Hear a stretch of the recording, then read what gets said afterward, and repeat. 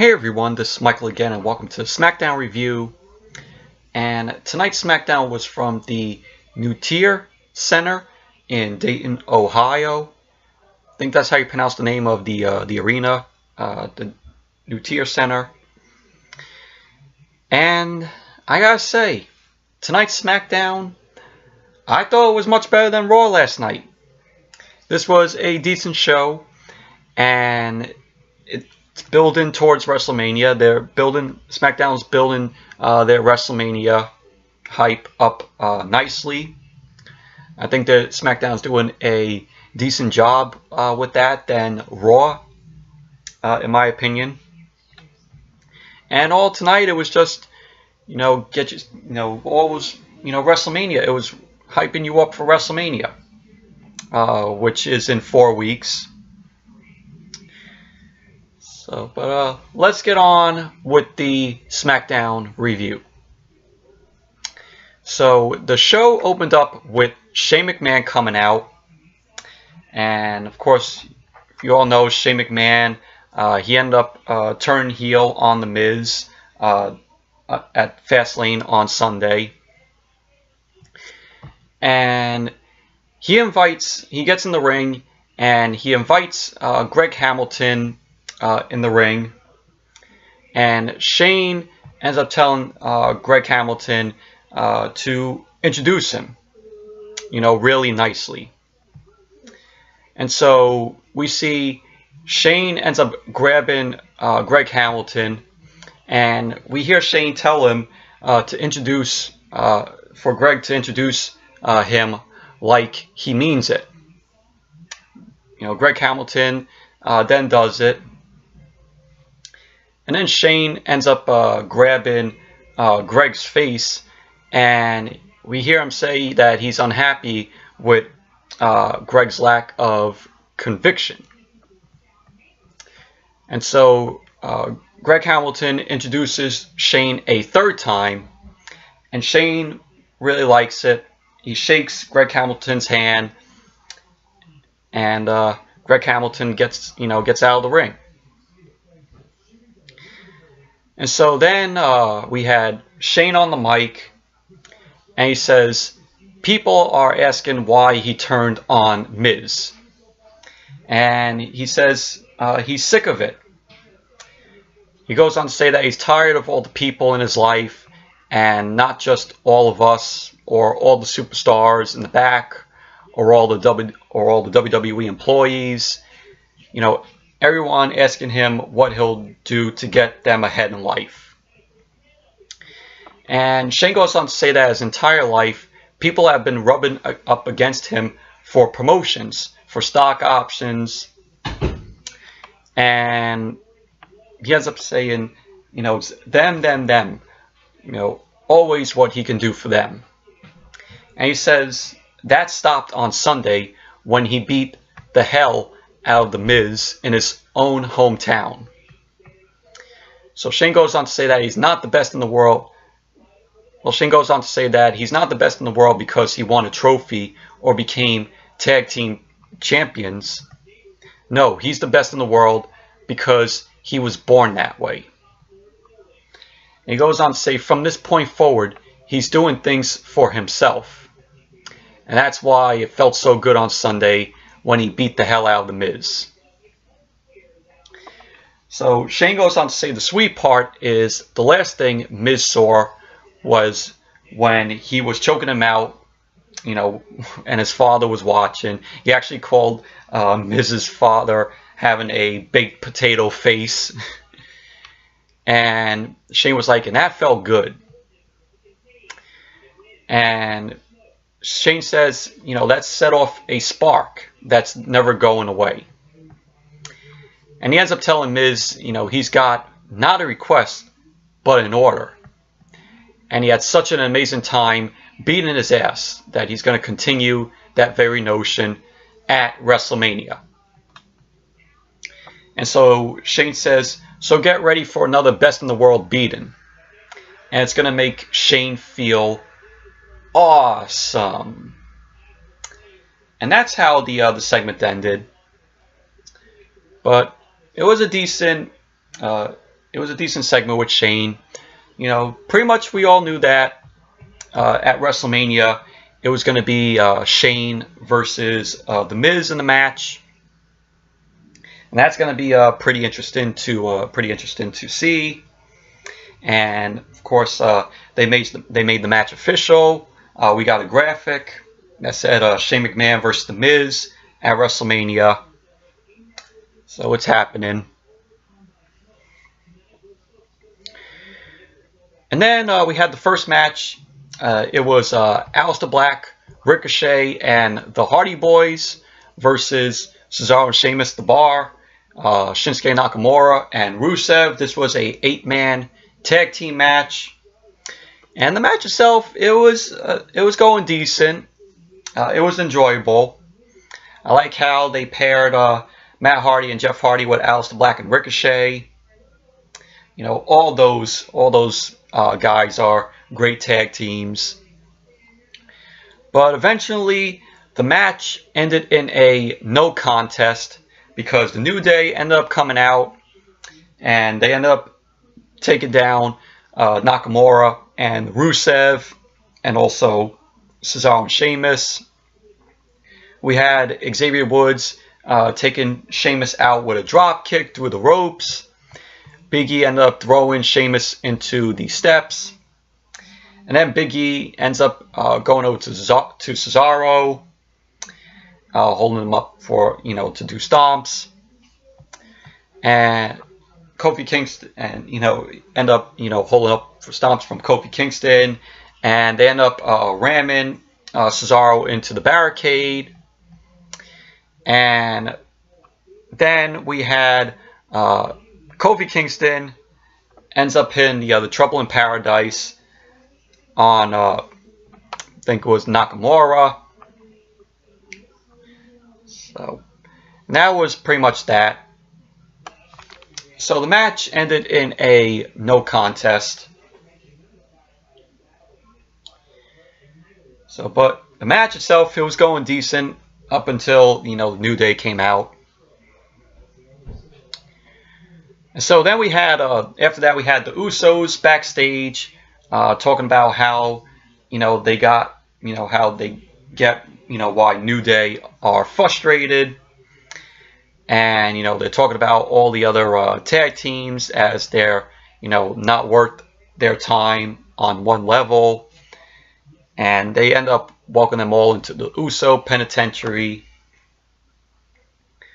So that was that. And so then we had, after that we had Randy Orton coming out. And he says he's got to get something off his chest. He ends up saying, is this the house that AJ Styles built? And he goes on to say, in 2002, AJ Styles was wrestling for $10 a night in a high school gym in front of 10 people while he was making his WWE in-ring debut. Randy Orton was making his WWE in-ring debut. And of course, when Randy Orton debuted, I remember he took on Hardcore Holly, and that was on a Smackdown. And Randy Orton won that match, defeated Hardcore Holly. And Randy Orton goes on to say that in 2004, Styles was shaking hands with his opponents in bingo halls, and Randy Orton became the youngest WWE champion ever. And he goes on to say that in 2005, AJ Styles was down in Florida, getting the tan with Dixie Carter. There's a reference to TNA because Dixie Carter owned TNA. And he goes on to say, Randy Orton goes on to say that he was wrestling The Undertaker at WrestleMania, which was WrestleMania 21. And he mentions, 2006, 2007, 2008, all the way to now, Randy Orton was here and he was a champion. And he goes on to say that this isn't the house that AJ Styles built. It's the house that Randy Orton built. And so AJ Styles ended up coming out. AJ says, for someone who looks down on the indies, he paid close attention to his career. And AJ says he's proud that he comes from the Indies. And I saw AJ Styles wrestle in the Indies. I think it was back in like 2014. It was at Hog, which is House of Glory, which is a indie wrestling promotion that they hold out in Queens. And that's when I saw AJ Styles wrestle. You know, that's when I saw AJ Styles for the first time wrestle in a match, and it was awesome. It was an awesome match that he had. And I think this was when he was still with TNA. This was 2 years before he came to WWE, before he debuted at the Royal Rumble. So, but you know, AJ Styles, like I said, he says he's proud that he comes from the Indies, and he goes on to say, you know, Randy was built for WWE, and that's good because he couldn't have made it. You know, Randy Orton could have made it on the Indies. And he was saying, not with things like his intro pose and a knockoff diamond cutter.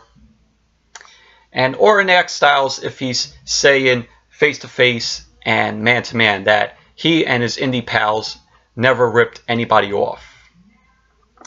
And so AJ Styles points out that Randy Orton's now surrounded by his indie pals backstage because they earned the right to be in WWE. And that they didn't go to their father to get them a job. Meaning, you know, Styles was referencing Orton's father, WWE Hall of Famer Cowboy Bob Orton. And he goes on to say, you know, you want to talk about a career, you know, AJ will talk about it. And he goes on to say, Randy's first year, he had stroke from Triple H and the cunning of Ric Flair, the muscle of Batista, all to make sure that he didn't fail, which was Evolution. And Randy Orton said he accomplished more by 24 than anyone in the industry, you know, has dreamed of accomplishing. And so Randy lists off all his accomplishments and says nobody's ever had to help him. AJ reminds him of, you know, Evolution and, you know, Legacy, which was Randy Orton, Ted DiBiase Jr. and Cody Rhodes, and Rated RKO when he was with Edge. And also mentions the Wyatt family. You know, saying that it sounds to him like Orton had a lot of babysitters. And Styles says, don't get him wrong, Randy's exactly who he says he is, using people and tossing them to the curb. And that's why Styles got the jump on him at Fastlane, because he's not going to be Randy Orton's next victim. And so Randy Orton says he doesn't get a choice because he's the landlord and the rent's due, you son of a bitch, is what he says to Styles. So Orton says you can make that check out to the most destructive 3 letters in sports entertainment. RKO. And Randy Orton then, you know, drops the mic, walks out of the ring. But Styles ends up stopping him by saying if he wants his rent, if Randy Orton wants his rent, he could come and take it. And Styles ends up pointing at the WrestleMania sign.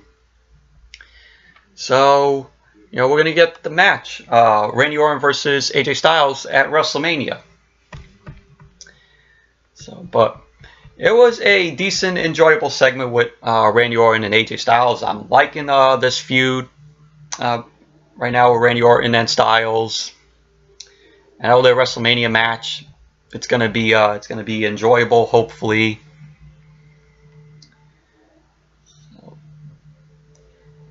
And then we had Asuka versus Sonya Deville.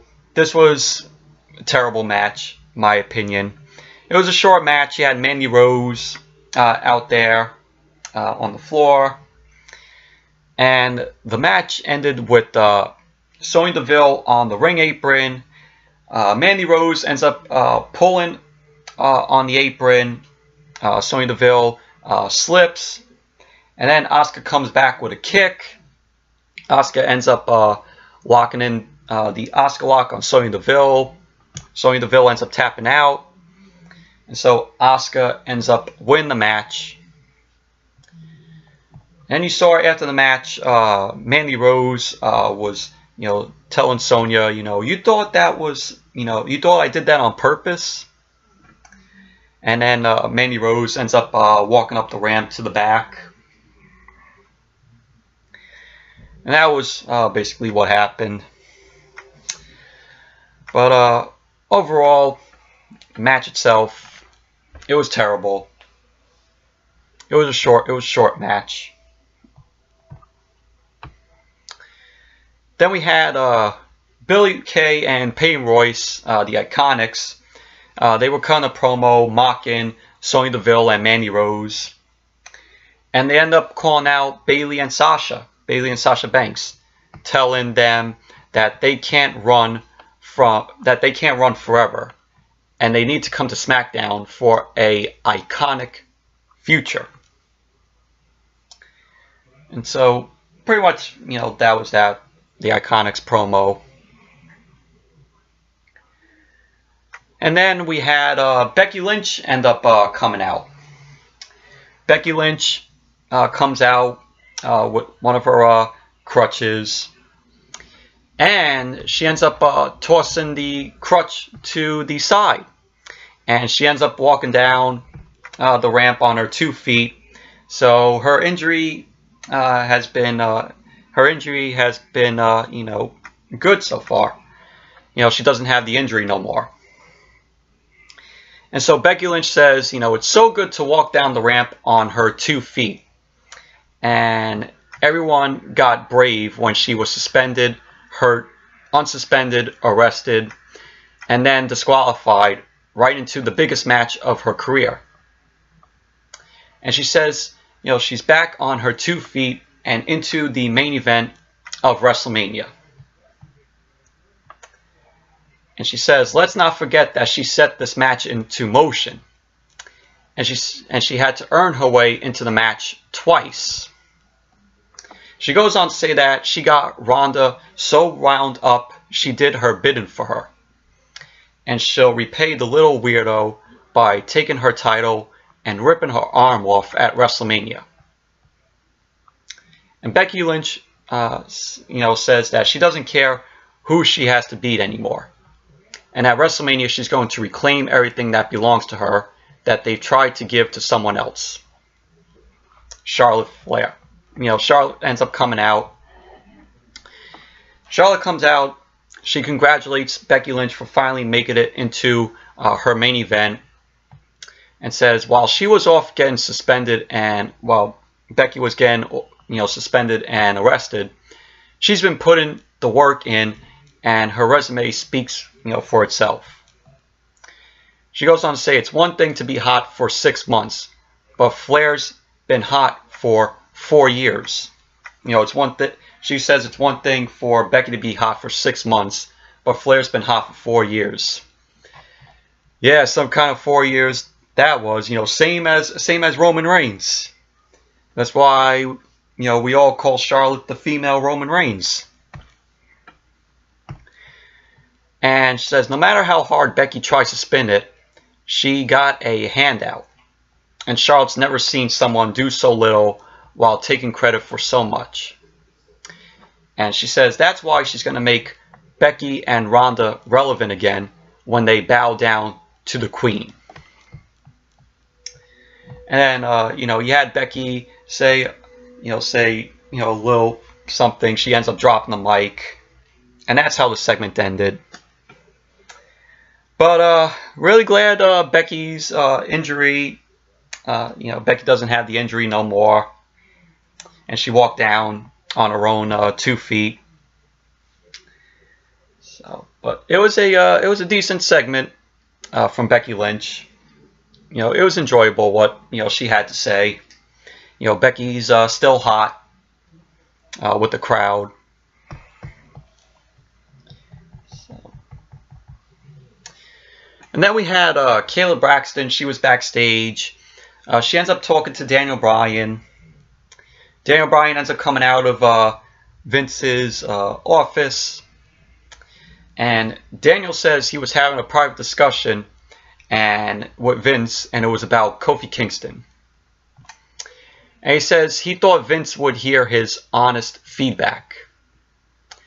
And Daniel Bryan says that Vince ended up booking him and Rowan in a match against Mustafa Ali and Kevin Owens.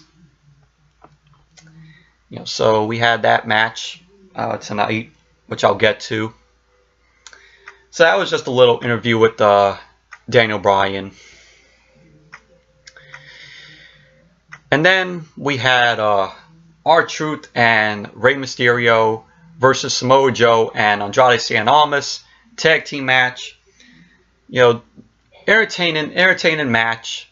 You had Carmella and Zelina Vega out there on the floor. Once again, they went at it. You had Rey Mysterio ends up hitting a double 619 to Andrade and Samoa Joe. But R-Truth and Rey Mysterio end up winning the match. Rey Mysterio ends up rolling up Joe to score the win for him and R-Truth. And so that's how the match ended. Then you had, after the match, R-Truth ends up hitting sorry about that. After the match, Joe, because I got my notes all mixed up here, Joe ends up hitting a Uranagi to both R-Truth and Andrade Cien Almas. And that's what happened after the match. So, sorry about that, but I was saying, after the match, Joe ended up hitting the Uranagi to both R-Truth and Andrade. So that's what happened.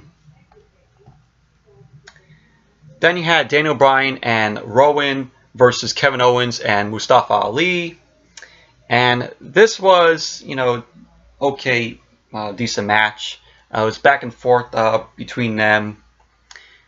Kevin Owens and Mustafa Ali. Mustafa Ali in this match, of course, was very enjoyable. And Daniel Bryan and Rowan end up getting the win. Rowan ended up hitting what he calls, that move where he puts his palm on the face and slams them. He's calling it they call it the Iron Claw. And so Daniel Bryan and Rowan win the match.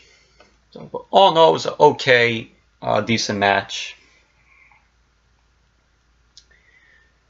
And then you had Vince McMahon come out, and he says that he's here tonight to give us and give Kofi Kingston what he wants. An opportunity to compete for the WWE Championship at Wrestlemania.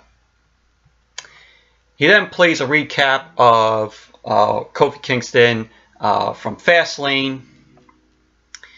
And he says people hear what they want to hear. And he didn't do anything he didn't say he was going to do. And the New Day ends up coming out. They get in the ring face to face with Vince. And Big E says, if he's honest, they're not in the mood to be taught a damn thing. And Xavier says they're done watching what they say. Big E says they jump through every hoop, do every meet and greet, and they never, back the system or threaten to leave. And they still get treated like garbage. He says Kofi Kingston's been here grinding for 11 years, and that he deserves better. Vince says Kofi doesn't deserve a damn thing, and neither do the other two, nor the whole WWE universe or himself.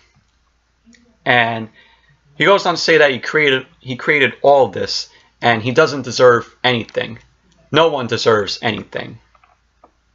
And I'm like, Vince, you said that you were going to listen to the people and give us what we want. Did you happen to forget that?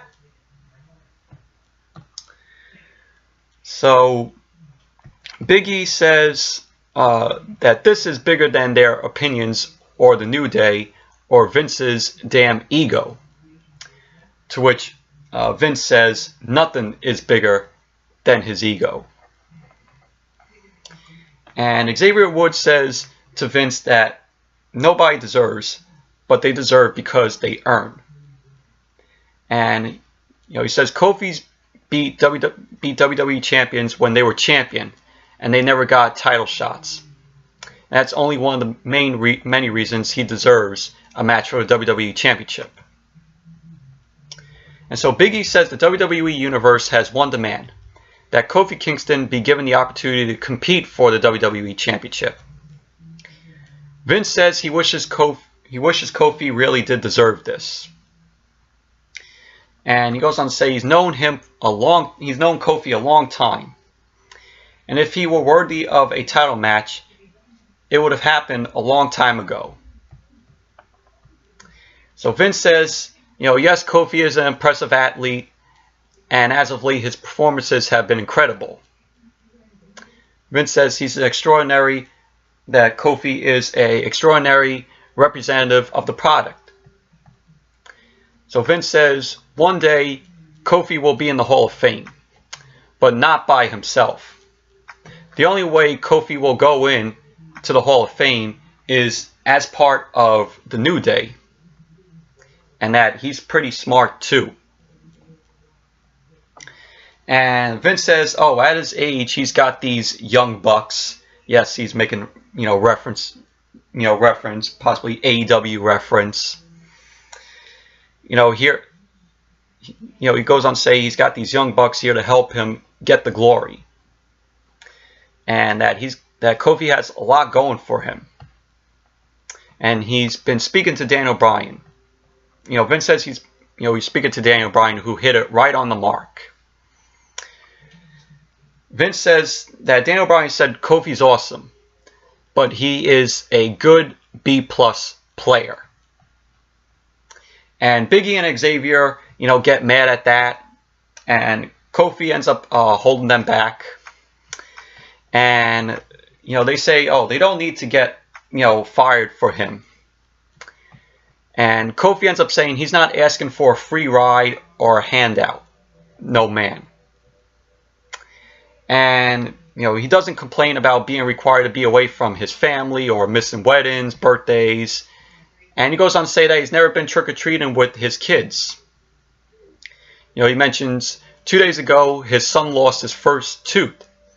And he wasn't there to see the look on his face when he found the money the Tooth Fairy left for him.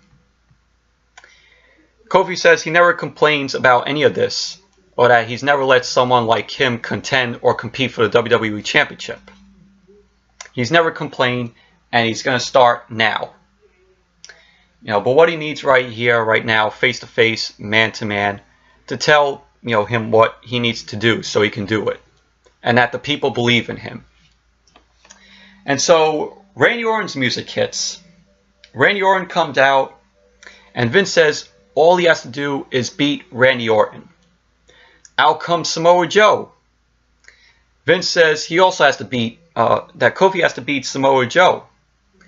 And then Cesaro and Sheamus come out. And Vince says, you have to beat them. And then Daniel Bryan and Rowan come out. And Vince ends up saying to Kofi he has to beat all of them in a gauntlet match next week. If he beats all those guys in the gauntlet match next week, he has the match at WrestleMania. And so all those guys hit the ring, and a brawl ensues with the New Day. Xavier and Big E and Kofi run them all off.